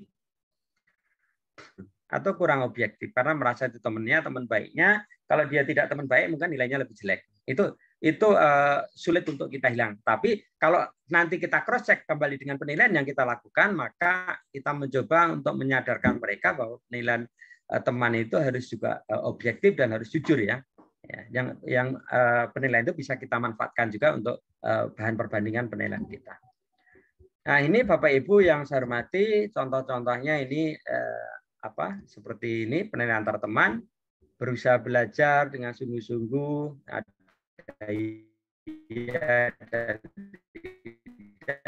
Ini saja sudah 345. Bapak Ibu mau menyusun seperti apa. Ya, penilaian antar teman ya digunakan untuk mencocokkan sendiri dengan persepsi temannya serta kenyataan. Dan hasil penilaian antar teman digunakan. Nah, demikian Bapak Ibu materi secara tuntas yang lain-lain itu sebetulnya supaya Bapak Ibu memiliki pemahaman secara komprehensif bahwa menilai itu tidak hanya satu, menilai itu banyak metode, banyak, kemudian juga bisa arah. Bapak akan penilaian yang sikap maupun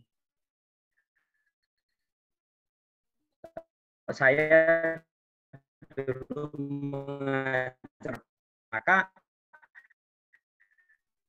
di sana saya sudah mengatur terkait dengan sikap maupun juga ngekali dengan cara-cara orang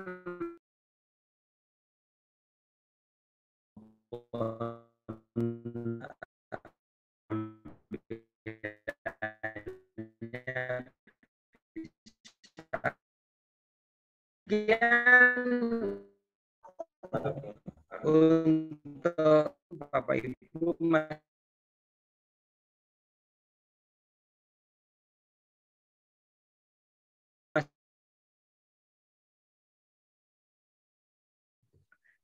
ada moderatorin atau Mas tadi ya? Siapa aja? Silakan Bu Ratu untuk memandunya, Bu. Kayaknya sinyalnya kalimatnya mandek.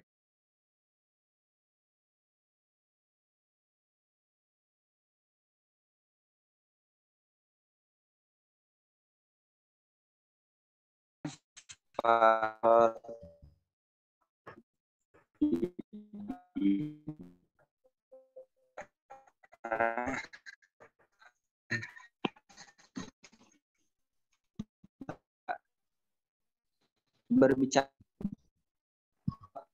pelajaran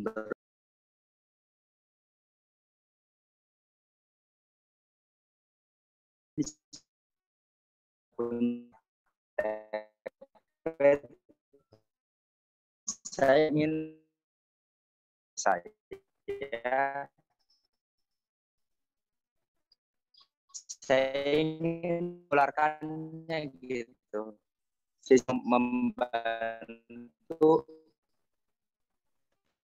dilihat di dalam instrumen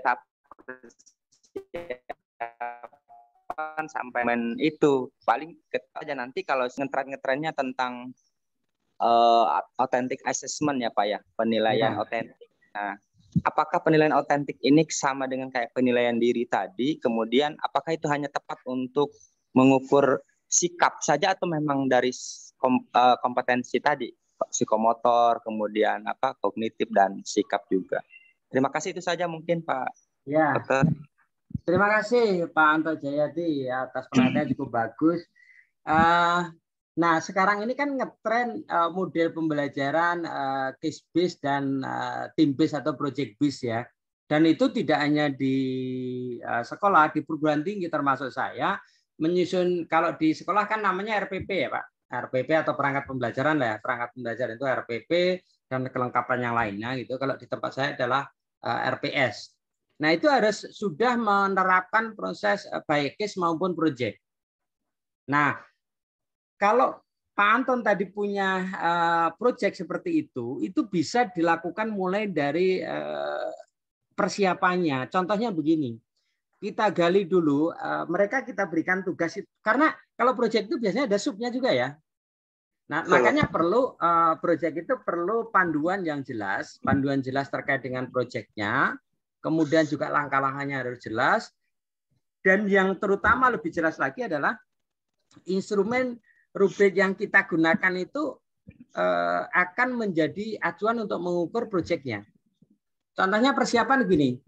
Pak Anto bisa memberikan deskripsi persiapan yang dilakukan oleh siswa adalah mereka melakukan survei, mendata masyarakat di sekitarnya, ya, mana yang belum memiliki NPWP. Nah, itu kan data itu, ya. Betul. Nah, dari data itu maka tidak hanya belum memiliki, tapi mungkin nanti data yang lain, contohnya dia bekerja apa, umur berapa dan lain sebagainya, kan itu perlu. Karena nanti pada saat akan membuat NPWP kan itu data diperlukan ya. Betul Pak. Fotokopi KTP. Nah, itu data persiapan dan Pak Anto bisa menyusun dalam rangka persiapan itu instrumennya itu tidak hanya mengukur proyeknya saja, tapi dia juga bisa mengukur sikap dia terkait dengan project based learning. Seperti apa? Nah, mereka diberikan Pak Anto bisa menyusun bagaimana mereka menggali data. Ya, menggali data itu dia kan harus dalam mencari data kan harus berhubungan dengan masyarakat ya. Jangan sampai berhubungan masyarakat itu dia tidak berkomunikasi dengan baik. Nah, komunikasi itu kan menjadi indikator pengukuran tersendiri terhadap sikap dia, mengkomunikasikan, kemudian menerjemahkan datanya, diolah, itu sebetulnya juga bagian dari sikap.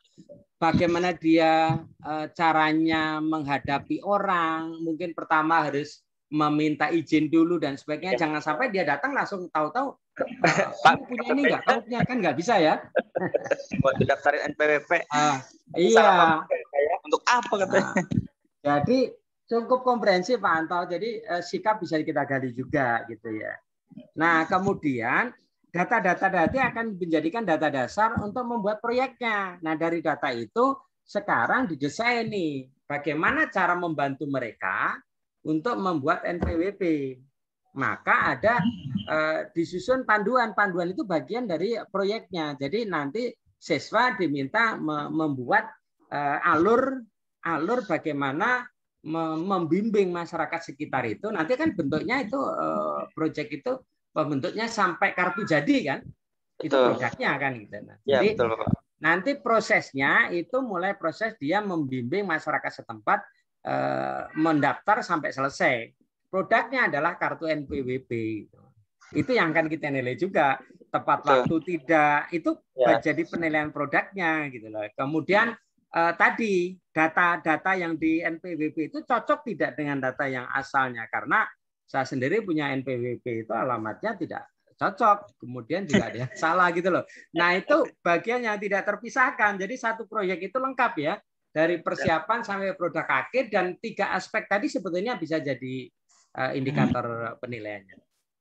Bagus Pak Anton kalau itu diterapkan. Akhirnya akan membawa siswa itu belajar tentang proyeknya, mulai mempersiapkan diri, merancang pelatihannya, kemudian hasil akhirnya itu kalau dari 10 orang yang ternyata tidak punya, ternyata dari 10 orang itu hasilnya hanya 9 yang bisa keluar NPWP-nya. Nah, itu kan indikator juga kan gitu. Ya, betul. Ya, bagus Pak Anton, bisa itu kita lakukan ya. Baik Bapak, terima kasih saran. Nah, monggo yang lain. Dan kami pun di perguruan tinggi sekarang harus begitu, Pak. Jadi satu semester itu minimal dua proyek. Satu mata kuliah minimal 2 proyek. Kalau dengan case-nya itu bisa banyak. Kalau case ya jangan satu ya. Case base itu juga bisa. Case base itu kan dari persoalan. Contohnya begini. Kalau case base itu menemukan persoalan. Contohnya kalau di akuntansi itu permasalahan-permasalahan yang sering terjadi dalam pembubuan itu apa? Itu mereka identifikasi. Bisa betul, dari bisa dari subjek langsung.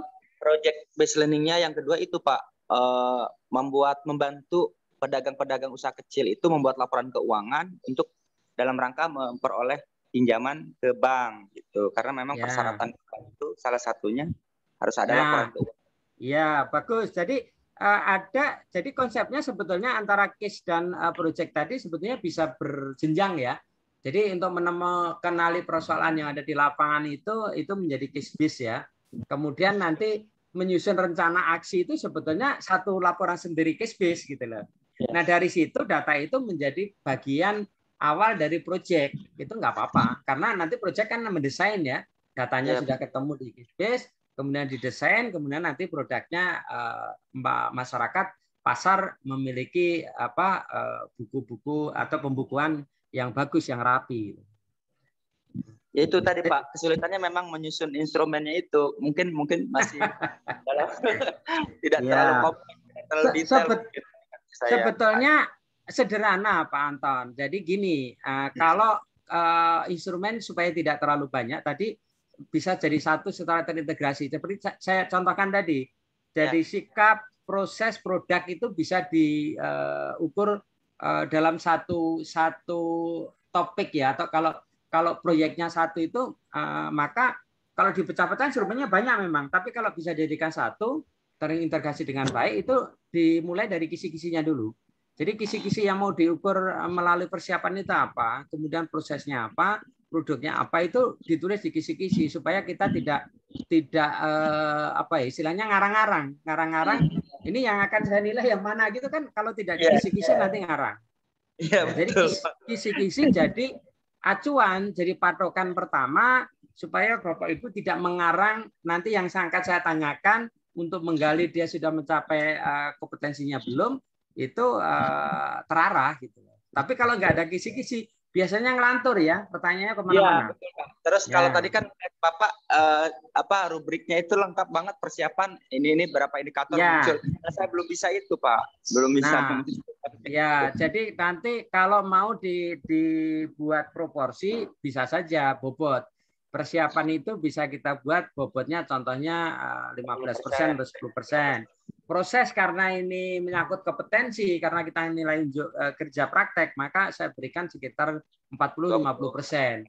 Kemudian produknya, laporannya, performan waktu presentasi pun bisa kita berikan proporsi gitu loh. Itu juga masuk unjuk kerja juga. Jadi kalau seperti ini Bapak Ibu pasti hafal dengan materinya ya. Materinya mana yang penting, mana yang tidak, itulah akan menjadi domain pembubutannya berapa persennya ada di situ. Karena Bapak Ibu paham banget atau terhadap materi itu pasti akan tahu. Monggo, yang lain atau mau diteruskan? Terima kasih. Sama-sama Pak Anto. Kalau yang tadi Pak, yang penilaian otentik tadi itu sebetulnya begini. Kalau penilaian kita tadi sudah mengikuti konsep-konsep yang baik, maka sebetulnya penilaian otentik itu kan penilaian nyata. Artinya begini, kalau tadi Pak Anton itu melakukan project based learning, membantu masyarakat sekitar, itu udah otentik. Penilaiannya adalah otentik. Karena otentik itu nyata, yang dinilai adalah proses yang terjadi di masyarakat. Jadi itu bagian dari penilaian otentik. Penilaian otentik kan penilaian yang nyata, yang langsung mereka bekerja pada bidangnya itu. Kalau tadi di LAS itu ya penilaian otentik ya kita menilai proyeknya dia membuat LAS itu adalah otentik.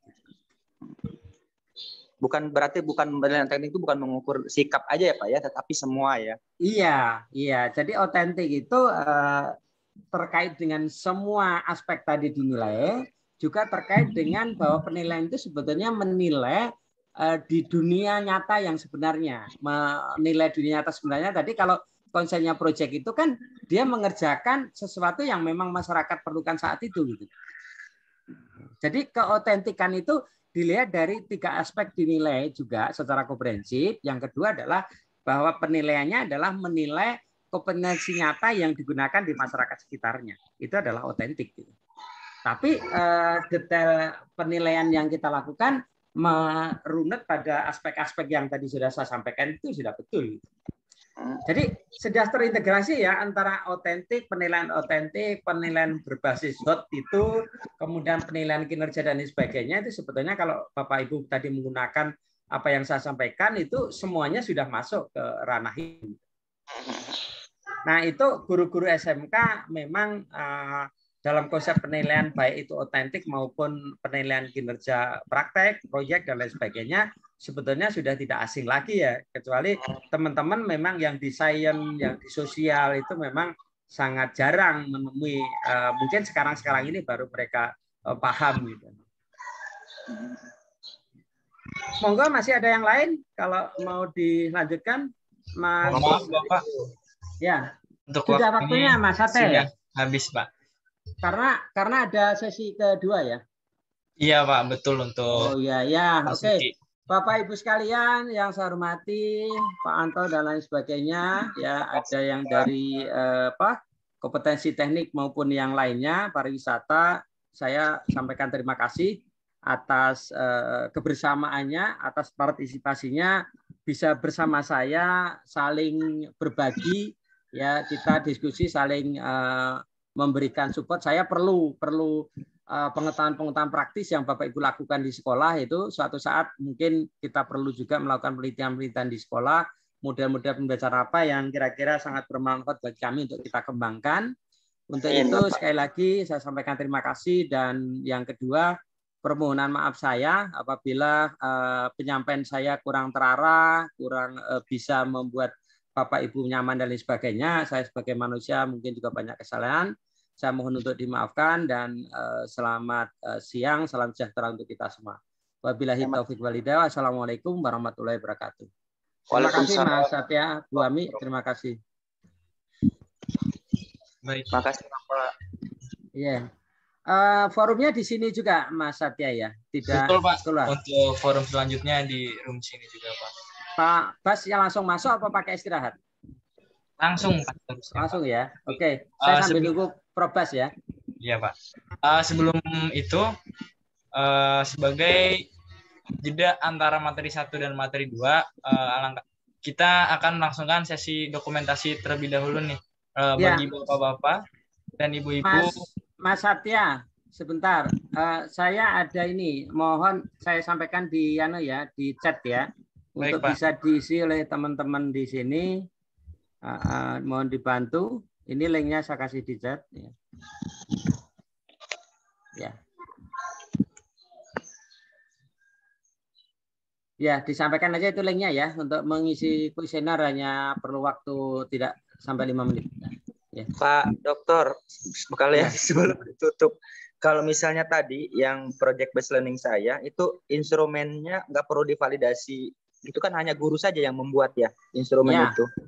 Ya, sebetulnya validasinya sederhana. Jadi validasinya sebetulnya bisa didiskusikan dengan teman-teman sebidang juga bisa. Atau kalau dalam konteks administrasi prodi atau kompetensi keahlian, validasi itu bisa ketua kompetensi keahlian bisa aja nanti dia tanda tangan sebagai validasinya.